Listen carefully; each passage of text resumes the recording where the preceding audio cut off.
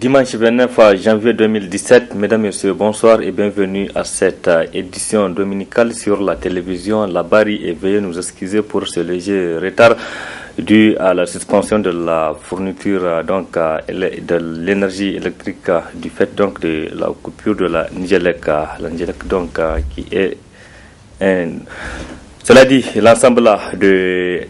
ensemble avec la protection civile face à la catastrophe, c'est le thème de l'édition 2017 de la Journée internationale de la protection civile, célébrée par l'anticipation ici au Niger ce dimanche 29 janvier 2017.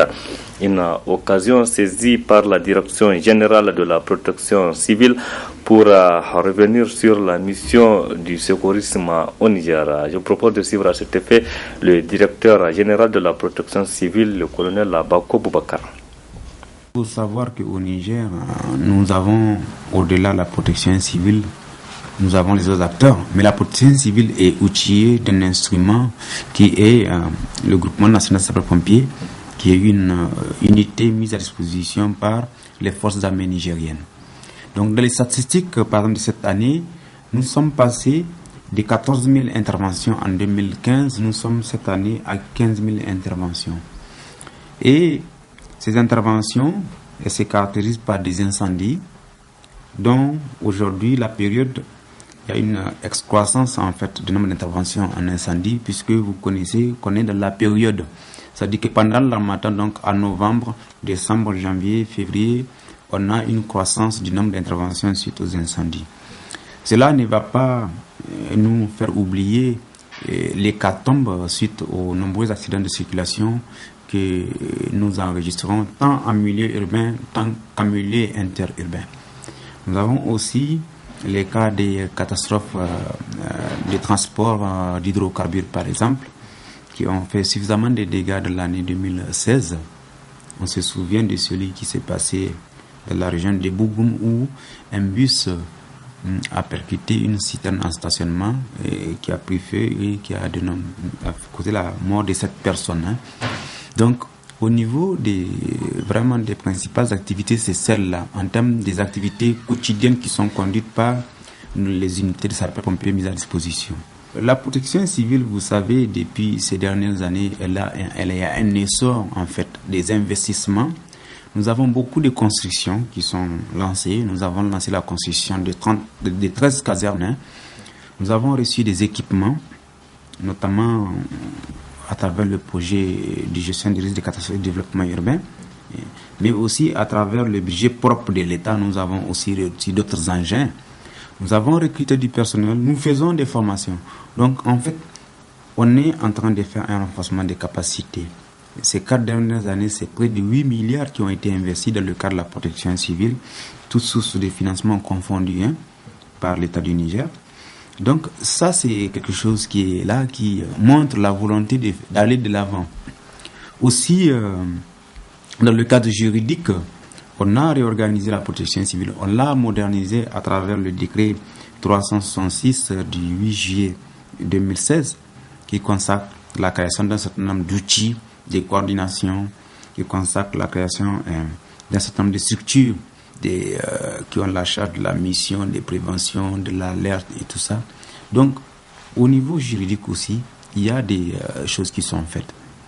Cela va sans dire qu'il y a quand même toujours, compte tenu de la vaste étendue du pays, compte tenu aussi de la vulnérabilité des populations, cet effort doit se poursuivre. Et nous sommes dans cette dynamique. Je pense que le gouvernement, à travers ses partenaires, va continuer à faire cela, puisque déjà nous sommes en négociation. Je crois que le gouvernement du Niger est en négociation avec la Banque mondiale pour que le PGRC élargisse ses activités aux régions d'Ottawa et d'Agadez. Ce n'est pas seulement l'intervention la solution. C'est la prévention. Au Niger, nous devons faire tout pour que nous conduisons bien, nous respectons le code de la route, que les gens portent les équipements de protection, notamment le casque lorsqu'on est à moto, notamment la ceinture, avoir des véhicules qui freinent correctement, savoir traverser la route correctement, et puis avoir la politesse de laisser les piétons franchir et respecter le code de la route. Fin cet après-midi au siège national du PNDS à Taraya du séminaire des jeunes organisé par l'organisation des jeunes à Taraya en collaboration avec le comité exécutif. 2 jours durant, les jeunes participants à ce séminaire ont appris à connaître les valeurs de leur parti et aussi outillés sur la politique de mobilisation de sa jeunesse. Le compte rendu de cette cérémonie avec Michel Deji et Chebou Guissou. Ils sont près de 400 jeunes cadres du parti issus des structures des jeunes des 8 régions du pays et de la diaspora à prendre part à ce séminaire qui a été sanctionné par des recommandations formulées par les participants. Les participants au séminaire de réflexion sur la politique de la jeunesse du PNDS Taraya, tenu à Niamey les 28 et 29 janvier 2017, recommandent au BEN-OJT de renforcer le contact avec les structures des jeunes du parti dans l'ensemble du pays, d'assurer le suivi du fonctionnement des structures de jeunesse, de créer une base de données des jeunes cadres actualisés, d'élaborer et proposer au sein un plan de renforcement continu des capacités des structures des jeunes du parti, d'élaborer et proposer au sein un plan d'animation pour valoriser les sièges du parti.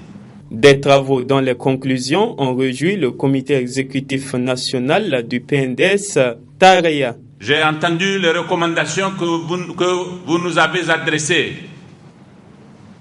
Nous allons faire en sorte que toutes elles soient bien prises en charge parce que, et je l'ai dit à mon discours d'ouverture, l'avenir de notre pays, ce sera fonction de notre capacité à immobiliser la jeunesse. J'ai dit dans mon discours que nous sommes un parti qui a beaucoup d'atouts,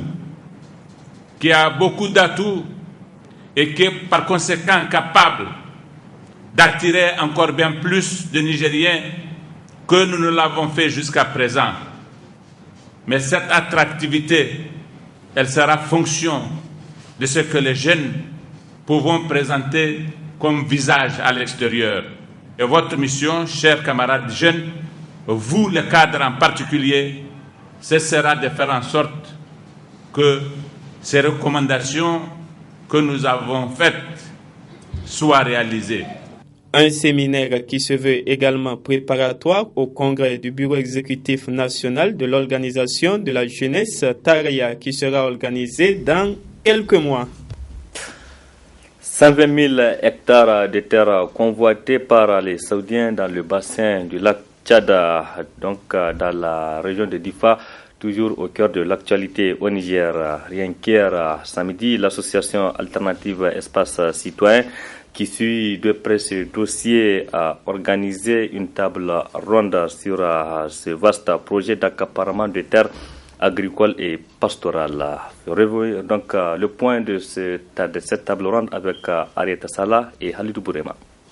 Cette table ronde organisée par le Consortium du droit à l'alimentation et la souveraineté alimentaire vise à apporter à la connaissance de la population nigérienne le contour de ce vaste projet d'accaparement des terres agricoles dans le bassin du lac Tchad.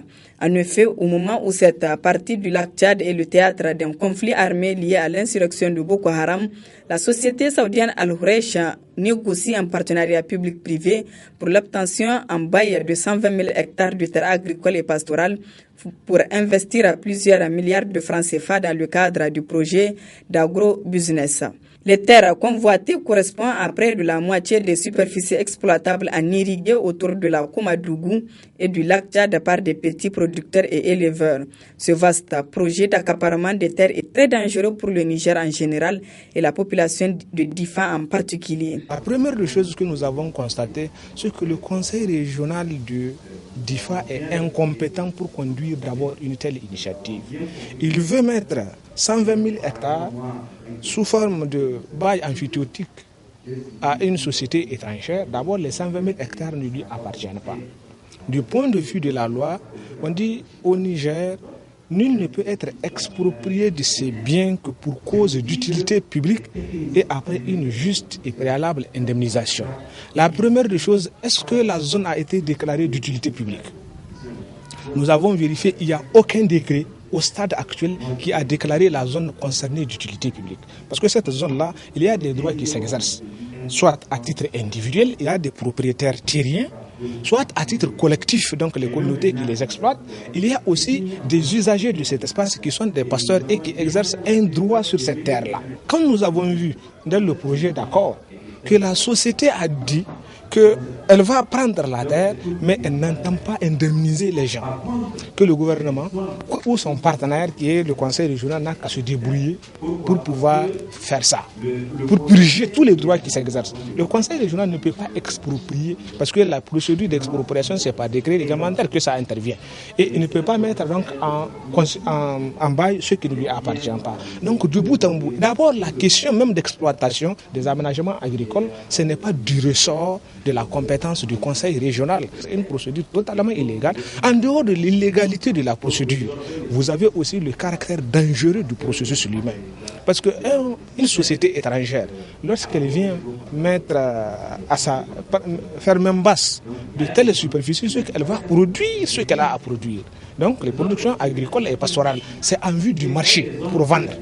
Or, si c'est pour vendre, tout ce beau monde qui serait privé de la possibilité d'exploiter ces terres-là, ces agriculteurs, ces éleveurs-là, ces pêcheurs aussi, n'est-ce pas? Ils doivent acheter. S'ils n'ont pas de quoi acheter, eh bien, ça fait leur problème. C'est dire que tout ce beau monde va être réversé dans le chômage. Cette table ronde pluri-acteurs autour de ce rapport de l'Observatoire du droit à l'alimentation au Niger vise aussi à informer l'opinion nationale des arguments plaidant en faveur d'un rejet de ce projet porté par la société saoudienne. Et pour revenir sur cette affaire d'accaparement de terres dans la région de Difa, nous recevons sur ce plateau Djori Ibrahim. Il est membre de l'association Alternative Espace Citoyen et aussi acteur de la société civile. M. Djori, bonsoir. Bonsoir, et merci d'avoir accepté notre invitation pour revenir sur cette affaire d'accaparement de terres et un dossier que votre association suit de près. Et pour parler de cette affaire, donc récemment vous avez séjourné dans la région de Difa, notamment dans cette zone convoitée par les Saoudiens.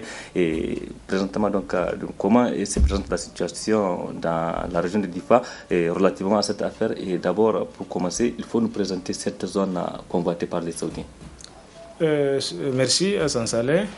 Et donc, de par le document de la société saoudienne, il y a donc un espace estimé à 120 000 hectares qu'ils convoitent sous forme de contrat de bail amphithéotique.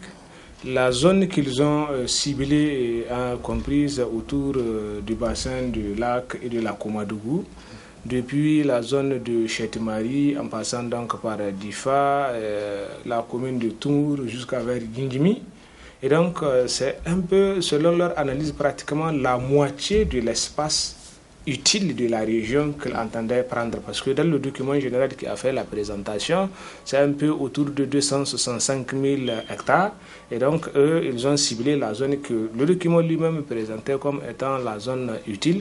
Donc, quand vous prenez, c'est un peu la zone qu'on a assimilée à la zone agro-pastorale, où il y a les cultures de décrue, il y a comme vers Kabylie, là vous avez une zone agro-pastorale, vous avez la zone de Toumour, et il y a la bande agricole aussi qu'il y a qu'ils ont. Donc c'est les deux zones de moyenne d'existence qu'ils voulaient prendre pour en faire donc leur propriété pendant 99 ans, parce que c'est en fait ils vont agir en tant que propriétaires pour produire différentes spéculations agricoles et aussi pastorales, y compris les fourrages, et en vue de vendre aux consommateurs nigériens et aux consommateurs de la sous-région, parce que c'est des productions en destination du marché, donc c'est au plus offrant qu'ils vont vendre.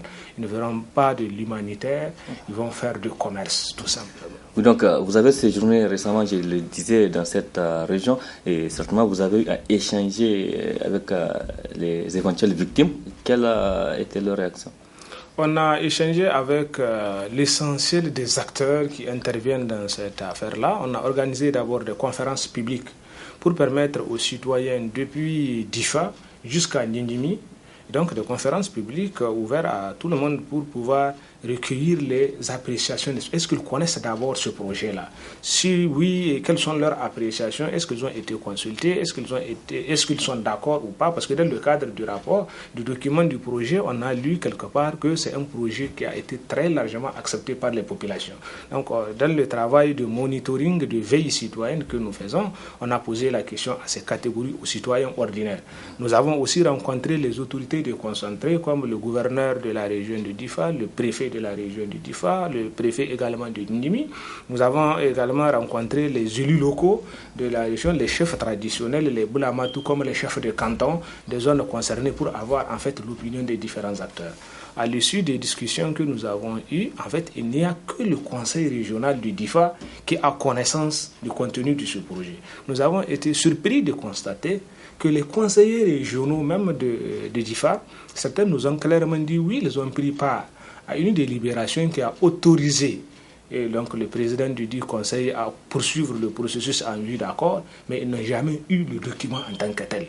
Et ce n'est qu'après, lorsque les discussions sont ouvertes, qu'ils ont découvert un peu le contenu du document, parce qu'il y avait simplement un monsieur de Fleuve Niger SA, qui est une filiale de la société donc, saoudienne Al-Horesh, qui est venu à l'occasion d'une séance en présence de certains cadres de l'administration publique au niveau central qui ont pris part, et donc elle a fait un exposé liminaire de ce qu'est le projet, de l'utilité, et donc elle a un peu endormi les gens, les conseillers régionaux. Il leur a fait croire que c'est un bon projet qui va permettre de sortir carrément la région de la pauvreté, de la misère. C'est du marketing, il a vendu en fait ça. Ils n'ont pas donc le document en tant que tel, et ils ont même voté l'autorisation au président du conseil régional, et par la suite ils ont dit mais maintenant qu'ils disposent de contenu concret de ce projet et sur ses implications, ils ne se sentent pas du tout liés par rapport à une telle initiative. Quant aux populations, à la base, c'est un rejet total qu'il y a du projet. Quand on a fait des conférences publiques, les gens disent que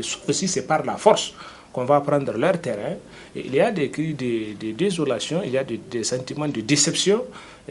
Certains se posent la question, mais en fait, qu'est-ce qu'ils ont fait à l'État du Niger pour que dans un tel contexte, qu'ils ne voient mieux à faire dans cette région que de prendre une telle superficie et mettre ça à la disposition d'une société étrangère qui va venir faire des affaires. Surtout la gravité de la situation quand on lit le document de projet, parce que nous avons eu au niveau du conseil régional non seulement le document du projet lui-même, mais aussi le projet d'accord qu'ils entendent de signer, donc qui organise un peu les obligations des différents co-contractants, que ce soit la partie nigérienne représentée par le conseil régional et la partie donc de la société représentée par sa filiale Fleuve Niger SA.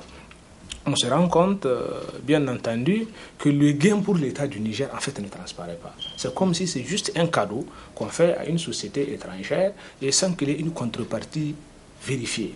Je l'ai dit en m'appuyant sur 3 éléments, par exemple.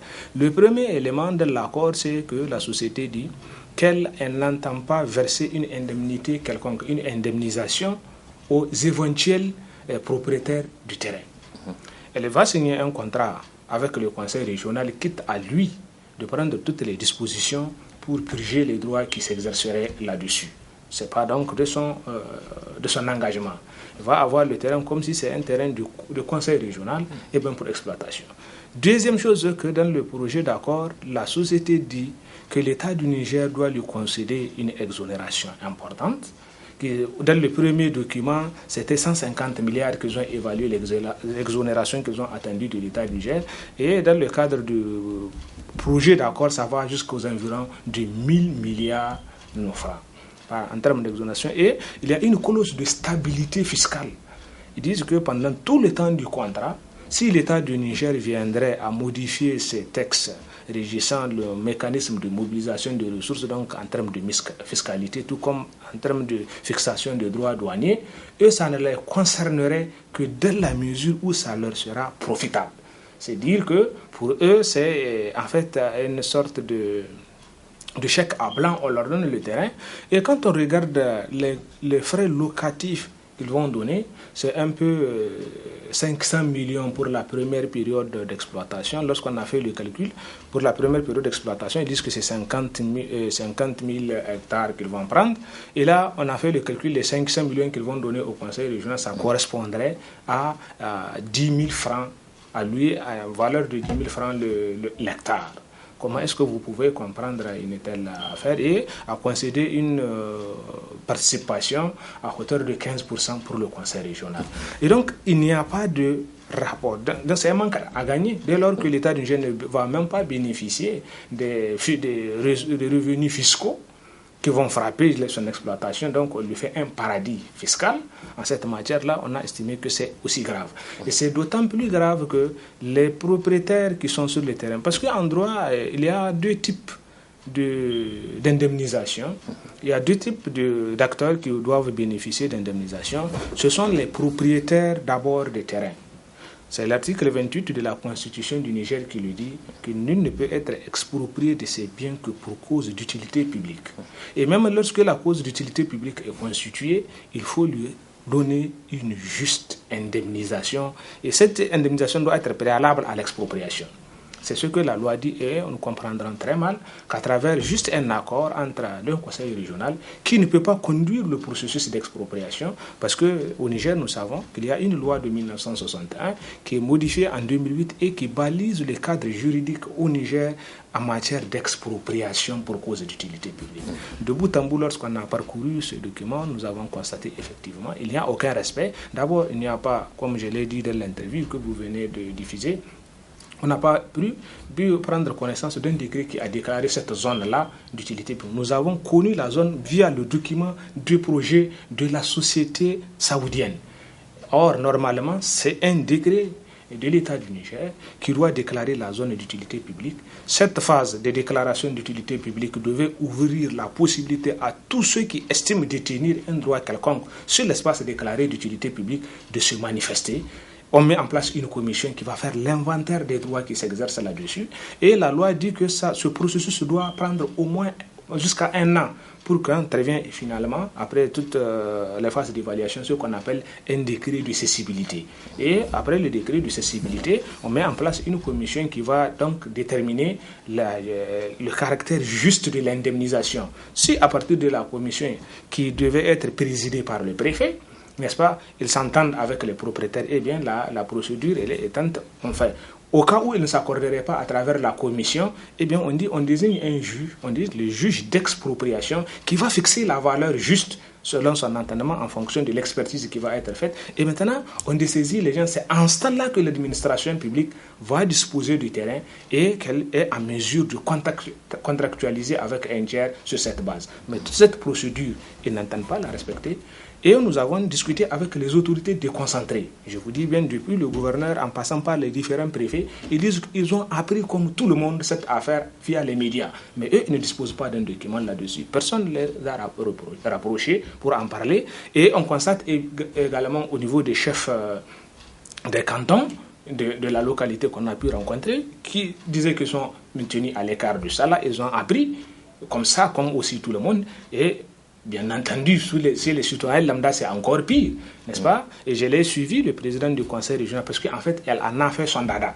Oui, donc, effectivement, Djori, on voit que ce processus n'a pas impliqué les ressortissants de la région, les autorités régionales, administratives et coutumières, et le conseil régional, lui, tient coûte que coûte à défendre ces dossiers. Pourquoi donc ces dossiers est géré uniquement par le conseil régional? Vous avez cherché à comprendre le pourquoi? Je pense que c'est difficile de dire voilà exactement la raison toute faite, mais c'est des questionnements. Chacun peut se poser la question pourquoi, par exemple, d'abord, il décide de mettre ce terrain à la disposition d'une société étrangère et pourquoi il décide aussi de ne pas respecter le minimum légal exigé là-dessus. Parce que nous, notre discussion, c'est un léger avec deux arguments. Le premier argument, c'est l'illégalité de la procédure. Le second argument, c'est l'impertinence de ce choix-là, n'est-ce pas? Et ils le font de cette manière. On se pose beaucoup plus de questions lorsqu'on a constaté lors d'une session du conseil régional, en fait, les autorités compétentes pour diriger cette initiative, parce qu'il y a une ordonnance de 2001 et 2011 plutôt, avec un décret d'application. Et c'est cette ordonnance et ce décret en vérité au Niger qui organise le mécanisme de passation de contrats sous forme de partenariat public-privé et qui donne la place centrale au cabinet du Premier ministre qui dispose d'une cellule d'appui au partenariat public-privé. Mais tous ces acteurs sont pratiquement à l'affût derrière le conseil régional qui les laisse faire agir dans toute illégalité pour permettre à une société étrangère de faire même base sur les ressources. La question légitime, immédiate, que tout être censé peut se poser, c'est de dire que mais ce silence-là, ou bien il est acheté. C'est légitime que les gens se posent la question, ou bien la société, en fait, a corrompu, a acheté le silence de tous ces acteurs, et on permet maintenant de procéder de cette façon. Nous sommes d'autant plus légitimement habilités à nous poser ces questions, parce que lorsqu'on lit le projet d'accord, et qu'on constate un certain nombre d'agissements de l'administration publique nigérienne, il y a des faits troublants. Rappelez-vous, en mai 2015, il y avait dans les brouhahas de conflit et donc avec Boko Haram un communiqué qui a été diffusé donnant l'ultimatum aux habitants des îles du lac Tchad, n'est-ce pas, de vider les lieux pour un délai de 72 heures. Passé ce délai, ils seront confondus à tous les combattants de Boko Haram. Et c'était une véritable débandade. Il y avait même eu des morts par rapport à cela. Et quand on prend le document du contrat, du projet donc de la société, là, on constate que la société fait une certaine injonction à l'État du Niger de prendre toutes les mesures pour que les populations observent une certaine tempérance. Et avertit également qu'il ne faudrait pas que les populations de la localité visée prennent un mauvais exemple de ce qui s'est passé ailleurs pour revendiquer des indemnisations. Et donc, lorsque en même temps votre co-contractant vous dit prenez des mesures pour que les populations ne me demandent pas des choses et que voilà le terrain que je veux, en même temps vous prenez un simple communiqué. Il n'y a pas un arrêté, parce que moi j'étais parti jusqu'au niveau du gouvernorat de DIFA pour dire on a vu un communiqué qui a ordonné une expulsion. Mais un communiqué n'est pas un acte administratif. Est-ce qu'on peut nous fournir un arrêté qui a motivé cette décision-là? Il n'y avait pas d'arrêté. C'est-à-dire qu'il n'y avait pas également un acte administratif sur ce sujet. Il y avait eu simplement un communiqué. Or, un communiqué c'est un outil qui permet de porter à la connaissance du public une mesure prise préalablement par l'administration. On a même entendu certains qui disent que ce communiqué-là a été pris aussi à l'absence du gouverneur, un ancien gouverneur, et que c'est dans les brouhahas. Soit. Et donc, sur le terrain, il y a un certain nombre de questionnements. Ou bien ce communiqué a pour finalité d'organiser un vide autour de ce terrain pour que par la suite on en tire la conclusion à dire que non, c'est un terrain vacant. Est-ce que c'est tout à fait légitime qu'on se pose la question. Est-ce que c'est une manœuvre pour organiser la vacance? On chasse les gens du terrain pour dire que ce terrain-là désormais n'appartient à personne. Et donc c'est ça pour contourner la procédure d'expropriation. Et même dans ce cas de figure, ça, ce n'est que les producteurs agricoles de cet espace, mais les usagers, parce que la procédure d'expropriation permettait, y compris à ceux qui ne sont pas propriétaires du terrain, mais qui exercent des droits sur le terrain, qui ont une certaine pratique, par exemple les pasteurs, qui ne sont pas propriétaires des terres, mais qui sont aussi concernés par un mécanisme d'indemnisation suivant les conditions définies par la loi. Et donc, pour nous, en dehors de tout ce débat autour de la légalité, je pense que c'est un aspect de la chose. L'autre dimension de la chose, c'est que tout ce beau monde qui tire ses sources de revenus à travers ces terrains-là, lorsqu'on lui empêche, parce que quand les Saoudiens vont prendre toute cette superficie de 120 000 hectares, j'avais demandé à quelqu'un qui se connaît dans les chiffres, de me dire, mais en fait, en termes de kilomètres, ça fait quoi? Il me dit, ça vaut 40 kilomètres sur 30. 40 km de longueur, 30 km de large. Et donc, si c'est ça, vous regardez un tel espace clôturé, c'est dire quoi? C'est dire c'est privé de toute forme d'activité économique. C'est un droit exclusif que la société étrangère va prendre. Surtout et donc, il n'y aura pas de pâturage, il n'y aura pas de pêche, il n'y aura pas d'agriculture, il n'y aura pas d'élevage. Et donc, c'est réservé. Et donc, tout ce beau monde, c'est des milliers de gens. Vous avez vu les rapports d'expulsion, c'est des milliers de gens qui vivent dans ces zones-là. Or, en termes d'emploi, il n'y a que 35 000 emplois que ça va prendre. Les autres gens qu'on va chasser, qu'est-ce qu'ils deviendront? Est-ce qu'on va les verser tout simplement dans le dénuement total? Parce que qu'est-ce qu'ils ont appris? Pour l'essentiel, ils n'ont appris qu'à faire l'agriculture et l'élevage. Ils ne pourraient le faire qu'à travers l'espace traditionnellement exploitable. Si cet espace leur est privé pendant 99 ans, ils vont devenir quoi? Dans le contexte du conflit, pour nous, d'abord, ils organisent un appauvrissement grave des gens. Parce que lorsqu'ils vont produire, ils peuvent produire des millions de tonnes. Mais en fait, ce n'est pas des tonnes qu'ils vont donner aux Nigériens. Ils vont les vendre dans le marché mondial. Et donc, dans ce cas de figure, on dit que d'abord, c'est irrespectueux de la loi fondamentale du Niger, parce que quand vous prenez l'article 146 de la Constitution du Niger, il oblige les politiques publiques à promouvoir la souveraineté alimentaire. Qu'est-ce que ça signifie? C'est dire que les politiques publiques au Niger devaient permettre d'accroître la production à l'intérieur du Niger. Or, quand vous prenez de telles superficies, vous donnez à une société étrangère ce que vous ne produisez pas. C'est comme si vous preniez des mesures contraires à l'esprit de la loi fondamentale, contraires aux besoins de votre communauté, surtout dans un contexte où on chante les Nigériens nourrissent les Nigériens. Vous ne pouvez pas priver 120 000 hectares qui sont entre les mains des Nigériens, les brader entre les mains d'une société étrangère et en même temps tenir le discours que vous voulez vraiment que les Nigériens nourrissent les Nigériens. Et je pense qu'il y a un lien étroit. Il faut bien que les gouvernants soient conséquents, soient logiques entre le discours qu'ils tiennent chaque jour et leur comportement quotidien. Je pense que j'ai l'habitude de suivre le discours du président de la République lui-même. Établir un lien, et ça relève de la palissade en vérité, un lien entre l'appauvrissement des gens et la manifestation des conflits de toute nature. Le premier allié de toutes les insécurités, de tous les conflits, y compris le terrorisme, en vérité, son grand bailleur, c'est la pauvreté, c'est la misère des bras valides. Et c'est ça qui leur permet de recruter à vil prix, parce que les gens sont dans un dénuement total, ils peuvent recruter. Et donc, si vous privez les ruraux de la possibilité d'accéder à la terre, c'est que vous les rendez vulnérables à toute forme, n'est-ce pas, de tentation, même à toute forme de... Les gens peuvent même s'organiser pour... Dieu seul sait ce que ça peut engendrer. Mais même si les gens ne feront rien, c'est un problème éthique que ça pose. Oui, donc, un problème éthique parce que lorsqu'ils sont dépourvus de toute possibilité de leur subsistance, en fait, ils vont mourir de leur belle mort, à petit feu, parce qu'ils n'ont pas leurs ressources de subsistance, surtout dans un contexte où nous sommes, dans un pays où, n'est-ce pas, on voit bien les politiques d'externalisation anti-migratoire. On veut faire du Niger, en fait, une vaste prison d'1 267 000 km². On empêche aux gens de sortir pour aller travailler, vendre leur force de travail et survivre.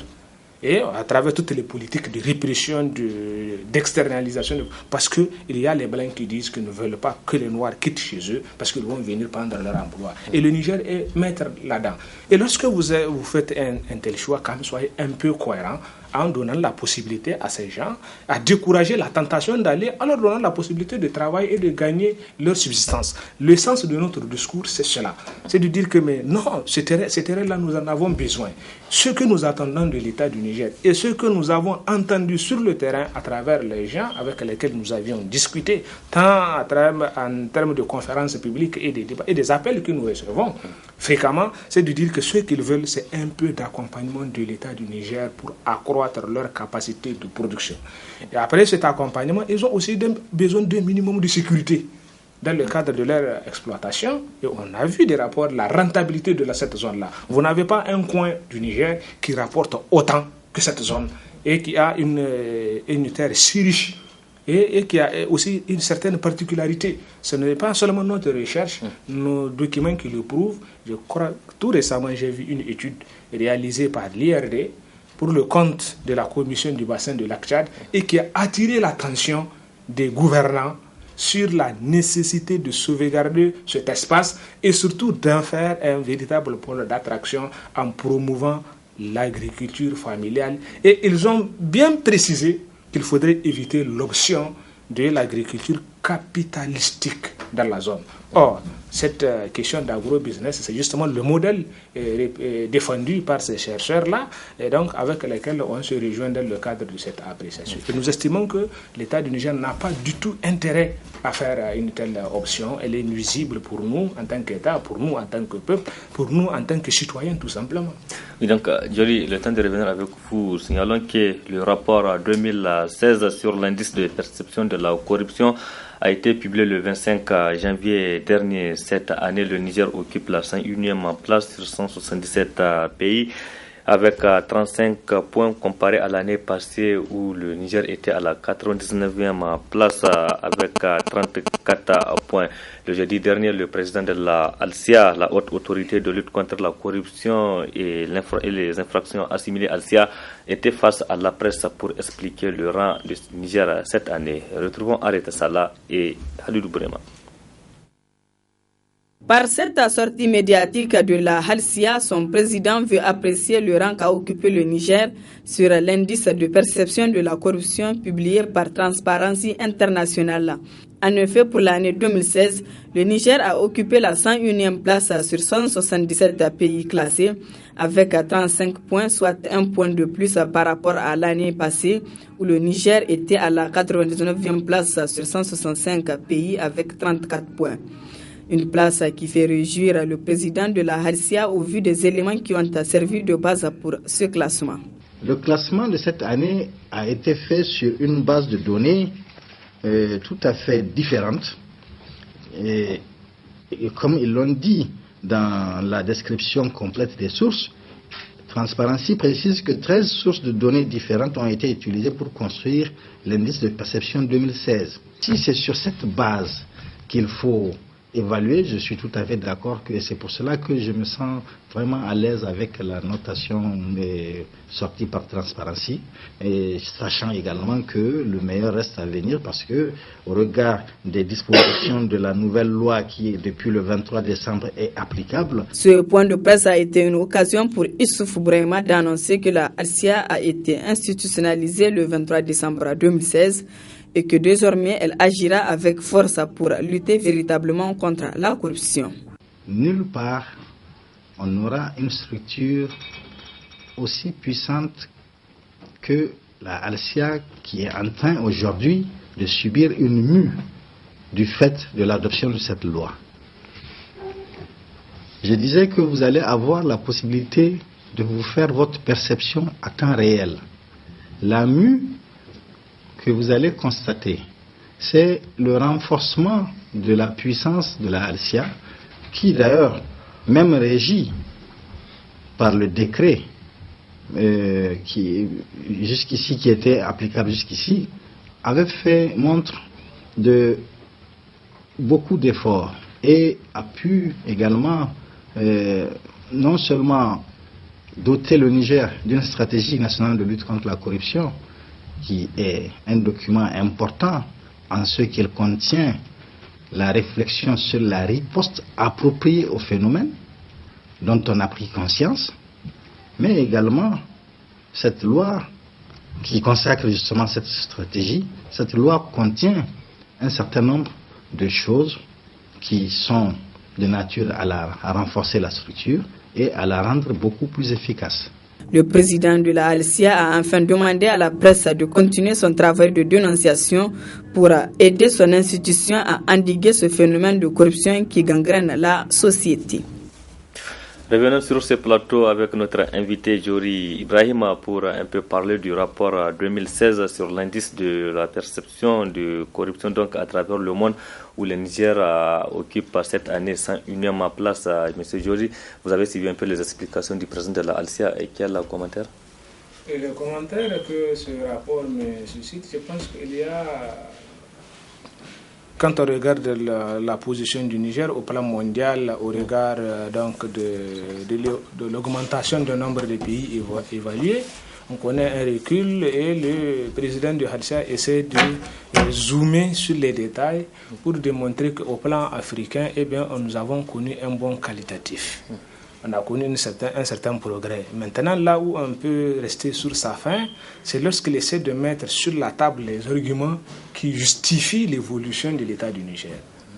À vrai dire, moi, quand je l'ai suivi, j'ai retenu deux aspects qu'elle a mis sur la table qui peuvent être importants aux yeux de l'extérieur, mais aux yeux des Nigériens qui peuvent ne pas correspondre à grand-chose. Les deux arguments qu'il met sur la table et qu'il a appelé la mue constatée, c'est d'abord l'ancrage légal de l'institution de répression de la corruption et infraction assimilée, la ALSIA, qui sort du cadre réglementaire pour être bâti maintenant sur la base d'une loi. Le second aspect, c'est que la loi accroît un peu maintenant les capacités ça reste au plan théorique purement institutionnel et légal. Ce que les Nigériens veulent voir, au-delà, nous disposons d'un pouvoir judiciaire avec toutes les compétences, avec toutes les ressources, avec une loi pénale qui réprime. Mais la corruption, malheureusement, cohabite avec les institutions en charge de sa répression. Et donc, au plan interne, il n'a pas pu mettre un argument sur la table en dehors de la modification légale et de l'évolution de l'institution. Donc c'est comme si c'est une intention du progrès. Mais un progrès concret, il est encore attendu parce qu'au stade, il n'a pas pu mettre sur la table, par exemple, des cas de répression concrète de la corruption au Niger. Quand vous prenez les journaux, il suffit de faire un peu le monitoring, vous comprendrez qu'on dénonce à longueur de journée des cas de corruption, des cas de détournement des deniers publics et infractions assimilées. Les exemples font légion. Ce n'est que récemment qu'on a commencé à entendre qu'il y a des personnes qui commencent à être interpellées et jusqu'à là, maintenant, beaucoup se posent des questions sur la sincérité de la chose et on attend de voir peut-être qu'en 2017, s'ils vont pouvoir le faire. Mais en tout cas, moi, en ce qui me concerne, je suis très sceptique. J'avais cru, personnellement, je parle très sincèrement, j'avais cru que le président Issou pouvait réprimer véritablement la corruption s'il s'y était pris lors de son premier mandat. Parce qu'il avait une équipe qui n'était pas du tout trempée. Au stade actuel, je ne crois pas très sincèrement qu'il existe et qu'il jouit effectivement de marge de manœuvre parce qu'il n'a pas des mains propres maintenant. Et c'est difficile dans ces conditions de faire une véritable lutte contre la corruption et on sent le fléchissement de l'engagement déjà dans son discours. Vous pouvez prendre son discours d'investiture, les discours de la première année avec les discours récemment sur le sujet simplement de l'engagement, de la démonstration de désir de combattre la corruption. Eh bien, le gap est très perceptible. Il est très important et au stade actuel où on voit le symbole de détournement de deniers publics que le PNDS Taraya avait présenté aux Nigériens. Parce que la symbolique, c'est important, ces affaires. Vous avez vu les dernières images, comment est-ce qu'ils dansaient à côté d'eux. Et donc, je pense que au stade actuel, moi, j'encourage, si c'est franchement la sincérité, mais objectivement, je pense que les faits ne militent pas à leur faveur. Je souhaite avoir tort. Je souhaite sincèrement avoir tort que ce qui est entamé va se poursuivre et qu'enfin, mieux vaut tard que jamais, enfin, Issou se décide, n'est-ce pas, à réprimer sévèrement la corruption pour convaincre les Nigériens sur l'effort fourni. À l'extérieur, c'est encore un autre aspect de la question. Pour nous, je pense qu'au stade actuel, c'est difficile de convaincre les Nigériens parce qu'il y a eu une loi, parce que ce n'est pas la première, parce qu'il y a une institution qui donne les attributions restent encore assez critiquables dans le rôle, parce qu'on veut. Moi, je suis gêné de voir un palier de lutte contre la corruption, mais qui essaie de se méfier de la justice. Par exemple, il faut renforcer un cadre judiciaire qui doit prendre en charge, mais c'est palliatif.